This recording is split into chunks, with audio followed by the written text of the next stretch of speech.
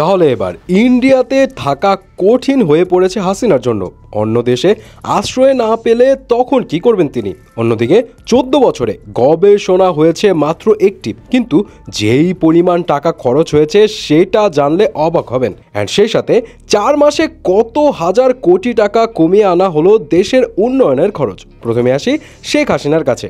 দেশ থেকে পালিয়ে ভারতে যাবার পর শোনা যাচ্ছিল ভারতে শেখ হাসিনা অস্থায়ী অবস্থান নেবে এবং এরপর অন্য দেশে চলে যাবে, কিন্তু 3 মাস পার হলেও এখনও দিল্লিতেই আছেন। অ্যান্ড ওখানে থেকে আবার মাঝে মধ্যে অডিও রেকর্ড ফাঁস করছেন। তবে এখন কি ইন্ডিয়াতে থাকাটাও শেখ হাসিনার জন্য চ্যালেঞ্জিং হয়ে যাচ্ছে? ইন্ডিয়া টুডের একটি রিপোর্টসে বলা হচ্ছে ইন্ডিয়া বাংলাদেশের সাথে সুসম্পর্ক মেনটেন করতে চাচ্ছে অ্যান্ড বাংলাদেশের লোকজন যেন ভারত বিদ্বেষী না হয়ে যায় সেই বিষয়ে তৎপর। তবে শেখ হাসিনার ইন্ডিয়াতে অবস্থার একটা বড় বিতর্কের বিষয়, অ্যান্ড এই বিষয়টাও ইন্ডিয়া কিছুটা আমলে নিচ্ছে এখন, কারণ অন্তর্বর্তীকালীন সরকার ইন্টারপোলের মাধ্যমে শেখ হাসিনাকে ফিরিয়ে আনার ব্যবস্থা করলে তখন একদম কঠিন হয়ে পড়বে শেখ হাসিনার জন্য ভারতে থাকা। যদিও এর আগে শোনা গিয়েছিল শেখ হাসিনা অন্য দেশে রাজনৈতিক আশ্রয় চেয়েও পায়নি, যদিও জয় জানায় শেখ হাসিনা নাকি আবেদনই করেনি। অ্যান্ড ইন্ডিয়া টুডের সেই রিপোর্টস অনুযায়ী যদি আসলেই আবেদন না করে থাকে তাহলে তো এটা শেখ হাসিনার জন্য আরও বড় বিপদ, সিচুয়েশন আরও জটিল হবে। যাই হোক, তবে এটাও জানা গিয়েছে আসলে অন্য কোনো দেশ হাসিনাকে আশ্রয় দিতে ইন্টারেস্টেড না, কারণ তারা চায় না এই কাজটা করে তারা বাংলাদেশের রাজনীতিতে হস্তক্ষেপ করতে। যাই হোক, যদিও সেই রিপোর্টস আবার এটাও বলছে Sheikh Hasina United State, Finland and United Arab Emirates and Saudi আরবিয়াতে আশ্রয় নেওয়ার চেষ্টা করছে। অন্যদিকে 14 বছরে মাত্র একটা গবেষণাই করে সাকসেস হিসেবে শুধু রাষ্ট্রের কোটি কোটি টাকা ব্যয় করেছে আন্তর্জাতিক মাতৃভাষা ইনস্টিটিউট। এই প্রতিষ্ঠানে 14 বছরে সরকার ব্যয় করেছে প্রায় 288 কোটি টাকা, কিন্তু অনেকে হয়তো জানেই না যে এই প্রতিষ্ঠানের কাজটা কি।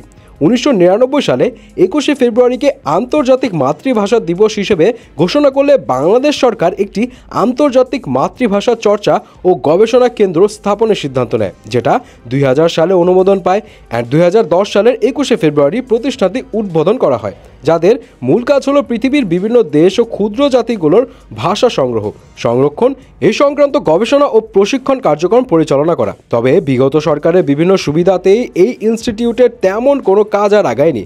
মাত্র একটা গবেষণা করেছে যে রিসার্চের জন্য বই বের করার কথা, বাট এখন পর্যন্ত মাত্র একটা বই পাবলিশ করা হয়।